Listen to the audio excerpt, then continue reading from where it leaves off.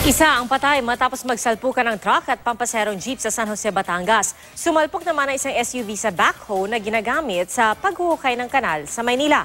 Nakatutok si Cedric Castillo. Wasak ang harapan ng SUV ito matapos bumangga sa backhoe na ginagamit sa drainage project sa Taft Avenue, Maynila. Sugatan ng dalawang trabahador. Base sa investigasyon, minamaneho ni Prosecutor Rector Macapagal ang SUV. May mga barikada at warning sign pa raw sa lugar pero inararo ito ng SUV at dumiretso sa bucket ng backhoe. Sa lakas ng impact, nayupi ang harapan ng SUV at nabasag ang windshield. Tumangging magbigay ng pahayag si Macapagal. Patay ang isang retiradong sundalo matapos sumalpok ang sinasakyan niyang pampasaherong jeep sa truck sa San Jose, Batangas. 14 ang sugatan. Pumalya raw ang manibela ng truck at nawala ng kontrol kaya bumangga sa kasalubong na jeep. Agad isinugod sa ospital ang mga sakay ng jeep.